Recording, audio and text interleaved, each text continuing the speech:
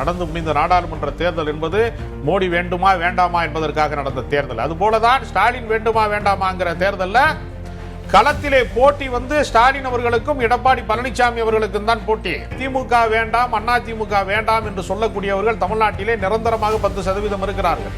அந்த இடத்திற்கு முதலிலே வந்தது பாட்டாளி மக்கள் கட்சி. அந்த இடத்திற்கு தான் மதிமுக வந்து சேர்ந்தது.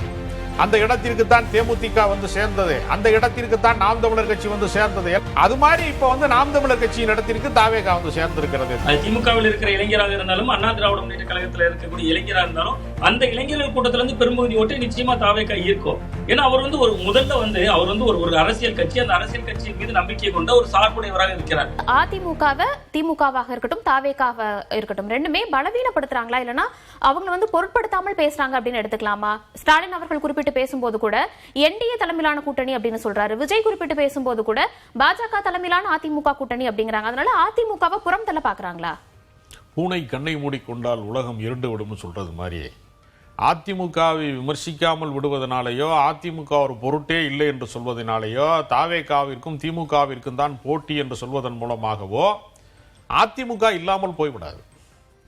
நாம் விரும்புகிறோமோ இல்லையோ, தமிழ்நாட்டினுடைய அரசியல் என்பது நெடுங்காலமாக இருதுருவ அரசியல் தான். 67 அண்ணா ஆட்சிக்கு வந்ததற்கு பின்னால் தேசிய கட்சி படிப்படியாக வீழ்ச்சி அடைந்து விட்டது. தமிழ்நாட்டிலே இன்றைக்கு கூட தேசிய கட்சியாக இருக்கக்கூடிய பாஜக பல்வேறு முகங்களை அறிமுகப்படுத்தி பல்வேறு முயற்சிகளை செய்தாலும் கூட அவர்களால் அரசியல் அரங்கத்திலே தமிழ்நாட்டிலே ஒரு முதன்மை கட்சியாக வருவதற்கான வாய்ப்பு அவர்களுக்கு இல்லவே இல்லை. அதற்கான சூழல் அங்கு கனிந்து வரவே இல்லை. தமிழ்நாட்டு அரசியலை பொறுத்தவரையில் அது இருதுருவ அரசியல் தான். ஸ்டாலின் வேண்டுமா வேண்டாமா என்பதுதான் சட்டப்பேரவையினுடைய தேர்தல். நடந்து முடிந்த நாடாளுமன்ற தேர்தல் என்பது மோடி வேண்டுமா வேண்டாமா என்பதற்காக நடந்த தேர்தல். அதுபோலதான் ஸ்டாலின் வேண்டுமா வேண்டாமாங்கிற தேர்தலில் களத்திலே போட்டி வந்து ஸ்டாலின் அவர்களுக்கும் எடப்பாடி பழனிசாமி அவர்களுக்கும் தான் போட்டி. விஜய் விரும்புகிற இடம் எதுவாக வேண்டுமானால் இருக்கலாம். அவர் தன்னை எம்ஜிஆராக கருதி கொள்ளலாம், தானே அதிமுக என்று நினைத்துக் கொள்ளலாம், எல்லாமே இருக்கலாம். அவர் இன்றைக்கு இருக்கக்கூடிய நிலைப்பாடு என்பது ஒரு 3வது இடத்திலே தான் இருக்கிறார். முதன்மை இடத்திலே இல்லை, 2வது இடத்திலேயும் இல்லை, 3வது இடத்திலே தான் இருக்கிறார். 3வது இடத்திலே நாம் தமிழர் கட்சி இருக்கிறது. அந்த இடத்தை நகர்த்துகிற வேலையை தான் அவர் செய்ய முடியுமே தவிர, அவர் விஜயகாந்த் அவர்களுடைய அரசியலை தான் கைப்பற்ற முடியுமே தவிர, அவர் எம்ஜிஆராக மாறிவிடுவதற்கான சாத்திய கூறுகள் என்பது கண்ணு கட்டிய தூரம் வரைக்கும் இல்லை. தமிழ்நாட்டிலே முன்னாடி உதயநிதி ஸ்டாலின் அவர்கள் பேசும்போது கூட ஒரு விஷயத்தை குறிப்பிடுறாரு. பலவீனம் அடைந்தாலும் அதிமுக தான் எதிர்க்கட்சி அப்படிங்கறத குறிப்பிடுறாரு. ஒருவேளை அதிமுக தான் பிரதான எதிர்க்கட்சி அப்படின்னு சொல்லலாம், திமுகவுக்கும் அதிமுகவுக்கும் தான் போட்டின்னு கூட சொல்லியிருக்கலாம். பலவீனம் அடைந்தாலும் அதிமுக தான் திமுகவிற்கு எதிர்க்கட்சி, ரெண்டுக்கும் தான் போட்டி அப்படின்னு சொல்றதன் மூலமாக என்ன சொல்ல வர்றாங்க? இல்ல, அதுதானே கலை யதார்த்தம். நீங்க குருவி கூடு கட்ட அஞ்சுகிற குக்கிராமங்களிலே கூட அதிமுகவிற்கு கொடி பறக்கிறது, திமுகவிற்கு கொடி பறக்கிறது. கிளை கழகங்கள் தான் ஒரு கட்சியினுடைய ஆணிவேர் என்று பேரறிஞர் அண்ணா அவர்கள் சொல்லியிருக்கிறார்கள். பல கட்சிகள்லாம் என்ன செய்வான்னா, மாநகராட்சியிலே வந்து கட்சியினுடைய கொடி பறக்கும், பக்கத்து நகரங்களிலே கூட பறக்கும், சிற்றூர்களிலே அந்த கட்சிக்கு என்று ஆட்களே இருக்க மாட்டார்கள். கிராமங்கள் தோறும் போனீங்கன்னா பின்தங்கிய பகுதிகளில் கட்சி கொடி ஏற்றுவதற்கு ஆளே இருக்க மாட்டாங்க.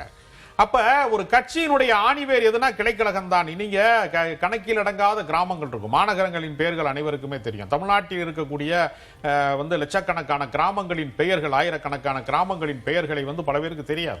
அங்கு இருக்கிறவர்களுக்கும் வாக்குரிமை இருக்கிறது. வாக்குரிமை என்பது வெறுமனே விஜய் ரசிகர்களுக்கு மட்டுமே வழங்கப்பட்டிருக்கிற வாய்ப்பு அல்ல.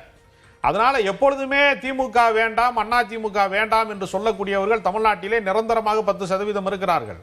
அந்த இடத்திற்கு முதலிலே வந்தது பாட்டாளி மக்கள் கட்சி. அந்த இடத்திற்கு தான் மதிமுக வந்து சேர்ந்தது. அந்த இடத்திற்கு தான் தேமுதிக வந்து சேர்ந்தது. அந்த இடத்திற்கு தான் நாம் தமிழர் கட்சி வந்து சேர்ந்தது. எல்லாம் நீங்க பாத்தீங்கன்னா 5%, 8%, 10% அப்படிதான் வருவாங்க. அது மாதிரி இப்ப வந்து நாம் தமிழர் கட்சியின் இடத்திற்கு தாவேகா வந்து சேர்ந்திருக்கிறதே தவிர, அவர் முதல்வர் வேட்பாளர், அவர் முதன்மை கட்சியா மாறிட்டாரு, அவரு தான் தூய சக்தி, மிச்சவங்க எல்லாம் தீய சக்தி அப்படின்னு சொல்றதுலாம் ஒரு கற்பனாவாத பேச்சாக கருதலாமே தவிர, கல யதார்த்தத்திலே பூத்தி ஏஜென்ட் போட முடியுமா? முதல்ல உங்களால எல்லா ஊர்களுக்கும் உங்களால் உங்களுடைய வேட்பாளர்களை அறிமுகப்படுத்த முடியுமா? 234 தொகுதியிலும் விஜய் தான் நிற்கிறாருன்னு இப்ப மேடையில டயலாக், பஞ்சு டயலாக்லாம் நல்லா பேசலாம். களத்துல போய் சாமானியர்களிடத்திலே கொண்டு போய் சேர்க்க முடியுமா?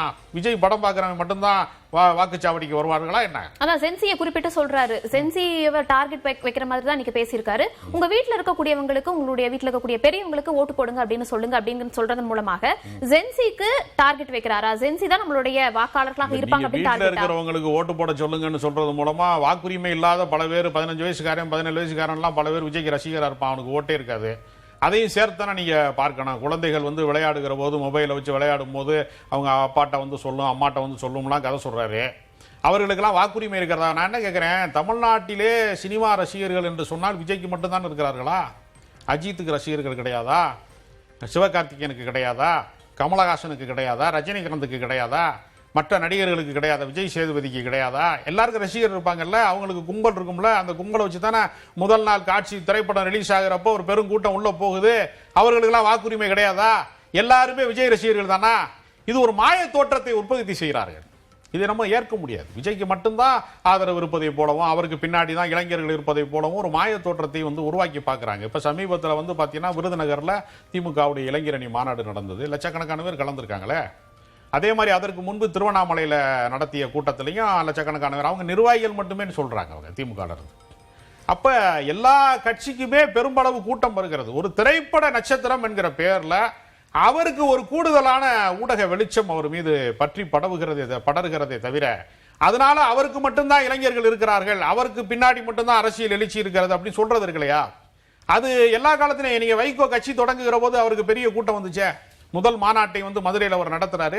விடிய விடிய ஊர்வலம் போனாங்களே. ரசிகர்கள் பத்தி பேசும்போது இன்னொரு கேள்வியை சுவாமிநாதன் அவர்கள்கிட்டயும் முன்வைக்க வேண்டியதாக இருக்கு. ரசிகர்கள் அப்படின்னு எடுத்துக்கும் போது திமுகவுலன்னு பார்க்கும்போது விஜய் ரசிகர்கள் இருந்திருப்பாங்க. கட்சிக்கு வரதுக்கு முன்னாடி முதல் ஷோக்கு போனவங்க அப்படி எல்லாமே இருந்திருப்பாங்க. அப்படி அதிமுக திமுகவில் இருக்கக்கூடிய விஜய் ரசிகர்களாக இருந்தவங்க இப்ப ஓட்டு அப்படின்னு வரும்போது வாக்கு யாருக்கு அளிப்பதற்கான வாய்ப்பு இருக்கு? அது எப்படி மாறும்? அதிமுக திமுகவில் இருக்கிறதுல ஏற்கனவே அது கொள்கை ரீதியாக ஈர்க்கப்பட்டு திமுக அல்லது அதிமுகவில் இருந்தவர்களாக இருக்கிற பட்சத்துல அவர்கள் பெரும்பாலும் திமுகவை ஆதரிப்பாங்க. ஆனா அதுல இருந்து ஒரு பெரும்பகுதி ஓட்டையும் விஜய் எடுப்பார்.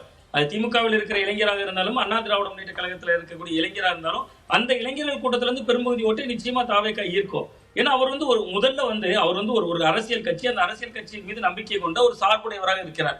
இன்னொன்று பக்கம் தன்னுடைய ஆஸ்தான நாயகன், தன்னோட முதல் படம் காட்சி பார்த்தவர், ஒவ்வொரு ஊர்லயும் அந்த ரசிகர் மன்றங்கள்ல கிளைக்கழகத்துல இருந்து பொறுப்புகள்ல இருந்தவங்க.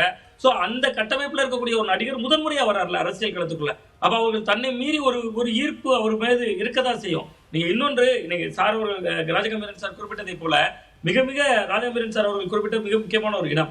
இன்னைக்கு ஒரு இளைஞரணி மாநாடு திமுகவால் இவ்வளவு இளைஞர்களை திரட்டி நடத்த முடியுது என்பது இன்னொரு பொருள் கூட இருக்கு. ஆளுங்கட்சியாக இருக்கிறார்கள், அவர்களால் நடத்த முடியுது. விஜய் எந்த பொறுப்புலையும் இல்லையே. இன்னைக்கு விஜய் கிட்ட இந்த அளவிற்கான ஒரு பெரிய உள்ளாட்சி மன்ற பிரதிநிதிகள் இல்லையே. விஜய் மக்கள் இயக்கமாக இருந்தபோது ஜெயித்த ஒரு 131 பேர் தான் இருக்காங்க. ஆளுங்கட்சிகள் வந்து ஒரு பெரிய மாநாடு நடத்துறது, இளைஞர்கள் பட்டாளத்தை திரட்டுவது என்பது ரொம்ப இயல்பாக நடக்கக்கூடிய ஒரு விஷயம்தான். கடந்த 2007 திருநெல்வேலியில அன்றைக்கு திமுகவுடைய இளைஞரணி மாநாட்டை மு க ஸ்டாலின் அவர்கள் நடத்தி காட்டினார். அவர் அன்றைக்கு இளைஞரணியுடைய மாநில செயலாளர். 2011 ரிசல்ட் என்ன? திமுகவால எதிர்கட்சியாக கூட வர முடியல. காரணம் என்ன? விஜயகாந்த் என்கிற ஒரு சக்தி அதிமுக என்கிற ஒரு சக்தியோடு கை கோர்த்தாங்க. அது திமுகவை அன்றைக்கு எதிர்கட்சி வரிசையில் கூட உட்கார வைக்கலையே. அன்றைக்கு எதிர்கட்சி தலைவராக இருந்தது விஜயகாந்த் அவர்கள் வந்தாரு. சோ அப்ப நடிகர் என்பவர் ஒரு வருகிற பொழுது அதற்கு ஒரு மாசு இருக்கதான் செய்யுது. நம்ம பல நடிகர்கள் தோல்வி மாடலா இருந்திருக்காங்க. சிவாஜி கணேசன் அவர்கள் இருந்து தொடங்கி இப்ப பாஜகவோட கட்சியை இணைத்த சரத்குமார் அவர்கள் வரைக்கும் ஒரு பெரிய பட்டியல் சொல்லலாம். பட் அவர்களோடு நம்ம விஜயை பொருத்தி பார்க்க வேண்டியதில்லை. இன்னைக்கு சமகாலத்துல விஜய் அதிகமான ரசிகர்களை கொண்டவர். முதல்ல அவருக்கு ஏராளமான ரசிகர்கள் இருக்காங்க. கிட்டத்தட்ட வீட்டுக்கு வீடு விஜய் இருக்காங்கன்னு அவர் சொல்றாரு. நான் ரொம்ப மிக மிக முக்கியமா, நீங்க திமுகவும் தனக்கு தான் போட்டின்னு அவர் சொல்றது ஒரு பக்கம் இருந்தாலுமே சரி, இன்னைக்கு வந்து கிட்டத்தட்ட அவர் வந்து கட்சியில ஒரு மாற்றுத்திறனாளிகள் அணின்னு ஒன்றை அறிவிக்கிறார். திமுக உடனடியாக பதிலுக்கு என்ன செய்யறாங்க? மாற்றுத்திறனாளிகளுக்கு உள்ளாட்சி மன்ற பிரதிநிதித்துவமே கொடுக்குறாங்க. நீங்க ஒரு திராவிட முன்னேற்ற கழகம், சமூக நீதி, சமத்துவம் எல்லாம் பேசிய ஒரு இயக்கம், கிட்டத்தட்ட ஒரு 75 ஆண்டுகள் பாரம்பரியம் கொண்ட இயக்கம், அதுக்கு முன்பு பல ஆண்டுகள் தமிழகத்தை ஆண்ட ஒரு இயக்கம். மாற்றுத்திறனாளிகளுக்கான இடஒதுக்கீடு என்பது எப்போ வருது? உள்ளாட்சி மன்றத்துல தாவேக்கால மாற்றுத்திறனாளிகள் அணி என்ற ஒன்றை அவர் அமைக்கிறார். அப்ப ஏறக்குறைய அது வந்து திமுகவுக்கு ஒரு நெருக்கடியான கொடுக்கக்கூடிய இடத்துலயும் தாவேக்கா இருக்கு. நான் அதான் சொல்றேன், ஓட்டு அடிப்படையில் அவர் இன்னைக்கு 3வது இடத்துல தான் இருக்காரு. அதுல கடுகளும் சந்தேகம் இல்லை. பட் அதிமுகவை விட திமுகவுக்கு நெருக்கடி கொடுக்கக்கூடிய இடத்துல தாவேக்கா இருக்கு நிச்சயமாக.